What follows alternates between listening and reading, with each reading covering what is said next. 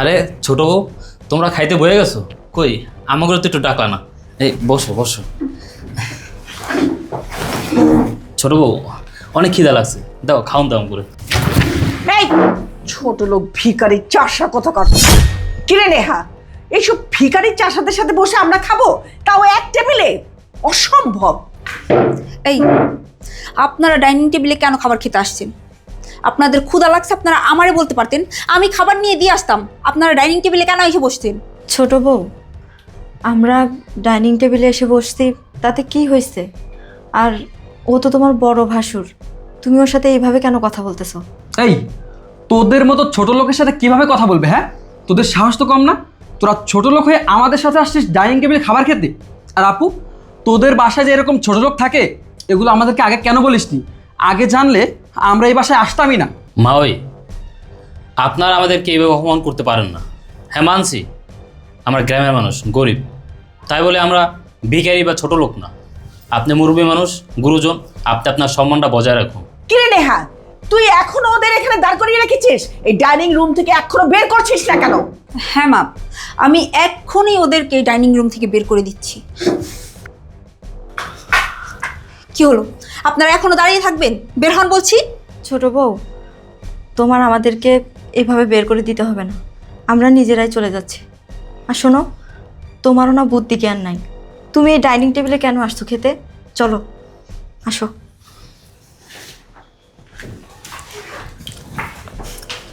এই আসমা, কোথায় গেলি? তাড়াতাড়ি ডাইনিং টেবিলে খাবার দিয়ে যা।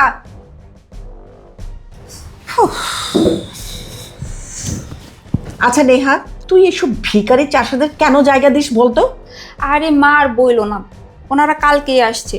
ওই যে শ্রাবণ, সে তো তার ভাই ভাবি ছাড়া কিচ্ছু বোঝে না।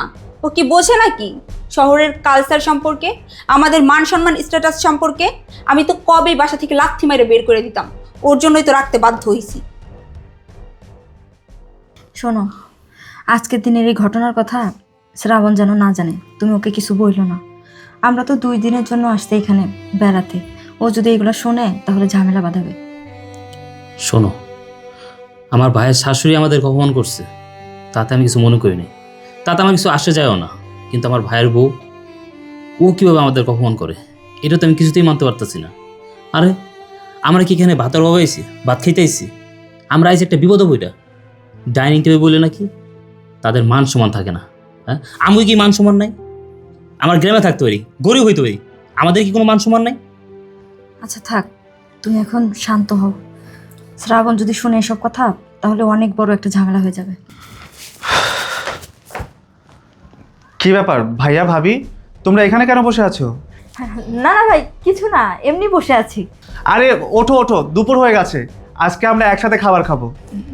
শোনো ভাই, তুমি যে খাও, হ্যাঁ, তুমি সারাদিন কত কষ্ট করছো, তুমি যে খাও। আমাদের না এখন খিদে নাই, বুঝছো? আমাদের যখন খিদে লাগবে তখন আমরা খাবো, এখন তুমি যে খাও। না না, এসব কথা বলে তো হবে না, ওঠো তো। আমি অফিস থেকে ছুটি নিয়ে আসছি, তোমাদের সাথে একসাথে লাঞ্চ করবো এর জন্য। না না ভাই, আমি তো বললাম আমাদের খিদে লাগে নাই, যখন আমাদের খিদে লাগবে তখন আমরা খেয়ে নিব। যাও তুমি যে খাও। না না না, আমি কোনো কথাই শুনবো না, ওঠো তো, একসাথে আমরা ডাইনিং টেবিলে বসে খাবার খাবো। আরে ভাই কি কস, আমরা গ্রামের মানুষ, আমাদের ওই মাটিতে বৈশা খাওয়ার অভ্যাস, ওই ডাইনিং টেবিলে আমরা খাইতে পারবো না। তুই যা, অফিসে আইসো, হাত মুখ দিয়ে খাই নে, আমরা পরে খাবো না। না ভাইয়া, আমি তোমাদের কোনো কথাই শুনবো না, আমি বললাম না আমি তোমাদের সাথে একসাথে খাবার খাবো, ওঠো না। আরে না না ভাই, তুমি যাও খাও, আমরা পরে খেয়ে নেব। না, আমি কোনো কথাই শুনবো না, ওঠো তো ভাই, ওঠো ভাবি, ওঠো ওঠো, চলো আমরা একসাথে বসে ডাইনিং টেবিলে খাবার খাবো। শ্রাবণ শোনো, আমরা গ্রামের মানুষ তো, আমরা তো কখনো ডাইনিং টেবিলে খাই নাই, তাই আর কি বলতেছি, তুমি যা খেয়ে নাও, আমরা পরে খাবো। আহা, এসব কথা রাখো তো, চলো আমরা একসাথে খাবার খাবো, বললাম না আমার খিদা লাগছে, চলো।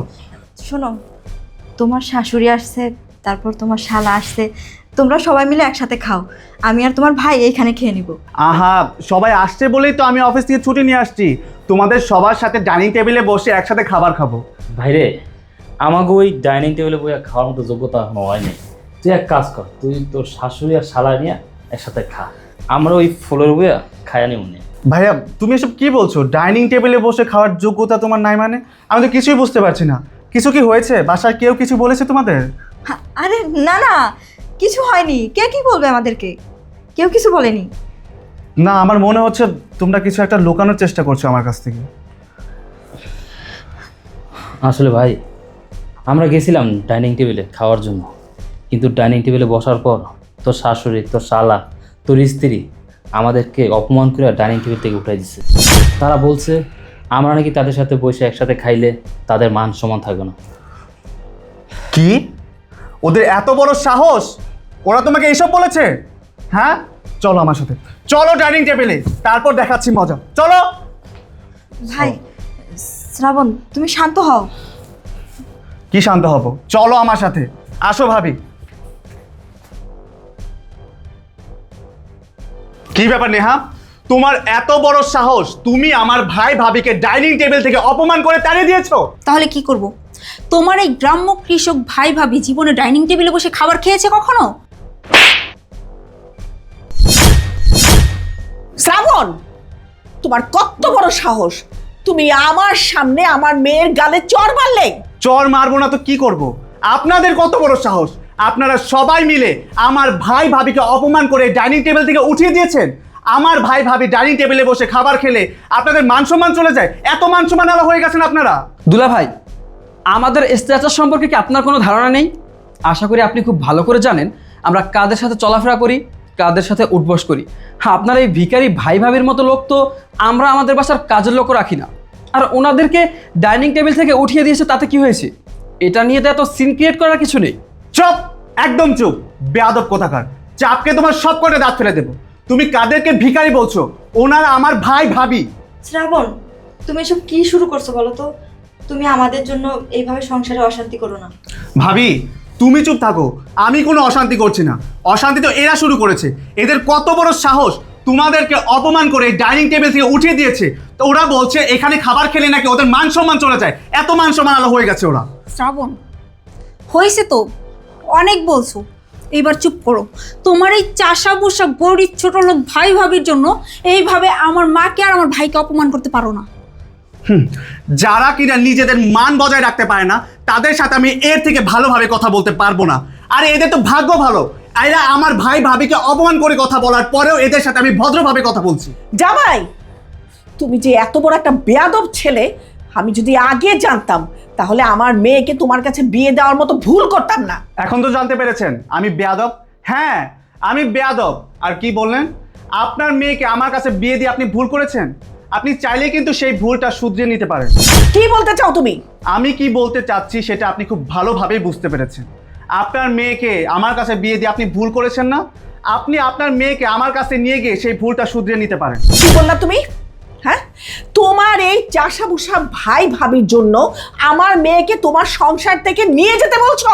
শ্রাবণ, কি বলছো কি তুমি এসব? তুমি তোমার এই গ্রাম্য চাষা ভাইয়ের জন্য আমাকে বাসা থেকে চলে যেতে বলছো? হ্যাঁ বলছি। আরে আমি তো বেয়াদব। তোমার মা কি বলো তুমি শুনতে পাওনি? তোমাকে আমার কাছে বিয়ে দিয়ে নাকি সে ভুল করেছে, সেই ভুলটাই আমি শোধরাতে বলছি। আর তাছাড়া আমিও তোমার মতো মেয়ের সাথে সংসার করতে চাই না যে কিনা আমার ভাই ভাবিকে সম্মান করতে পারে না। শ্রাবণ, বেয়াদব কোথাকার! বাড়িতে আসা মেহমানের সাথে কীভাবে কথা বলতে হয় সেটা তুই জানোস না? হ্যাঁ, আমি গরিব হতে পারি, কিন্তু আমি তোর এই শিক্ষা দিইনি। কিন্তু ভাইয়া, তুমি আমাকে এই শিক্ষা দিয়েছো যে অন্যায়কে প্রশ্রয় না দেওয়া। আমি অন্যায়কে প্রশ্রয় দিচ্ছি না। ওদের কত বড় সাহস, ওরা তোমাদেরকে অপমান করেছে। মা, চলো, আমরা আর এক মুহূর্তও এখানে থাকবো না। হ্যাঁ, একদম ঠিক বলেছিস, চল। এই দাঁড়ান, কোথায় যাচ্ছেন? যাওয়ার আগে আপনার মেয়েকে নিয়ে তারপরে যান। শ্রাবণ, বেয়াদব, থাপড়ে তোর দাঁত ফালা দিব। বাড়ি গো কোথায় যাবে? হ্যাঁ, ফাজিল, বেশি বুঝোস। বড় ভাই থাকতে ভাইয়ের উপর দিয়ে সিদ্ধান্ত নেস। শোন, বাড়ি গো কোথাও যাবে না, এইখানেই থাকবে। ঠিক আছে ভাইয়া, আমি তোমার কথা মেনে নেব। তবে আমার একটা শর্ত আছে। ওর মার ভাই যদি আমার বাসায় আর কোনোদিন না আসে তাহলে আমি ওর সাথে সংসার করব। ঠিক আছে, আমার মা আর ভাই এই বাড়িতে আর কোনোদিন আসবে না। মা, ভাইয়া, তোমরা এখন আমার বাসা থেকে চলে যাও, আর কোনোদিনও আমার বাসায় আসবা না। তোমরা আমার সংসারে এসেই অশান্তি লাগাও। যাও।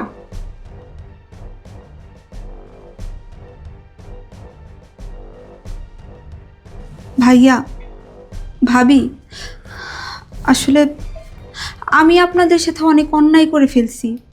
আমি কথায় কথায় আপনাদেরকে অপমান করছি, ছোট করছি। আমি ভুল করে ফেলছি ভাই, আপনি আমার মাফ করে দিবেন। ভাবি, আমি আপনার সাথে অন্যায় করছি, আমারে প্লিজ মাফ করে দিবেন। আমি তো আপনাদের ছোট বোনের মতোই। আমি বুঝে বা না বুঝে আপনাদেরকে অনেক সময় অনেক ধরনের কথা বলছি। প্লিজ কিছু মনে রাখবেন না, আমাকে মাফ করে দিবেন। না না, তুমি যেহেতু তোমার ভুলটা বুঝতে পারছো, মাপ চাইতেছো, এখানে আর কি বলা আছে বলো, আমরা মাফ করে দিছি।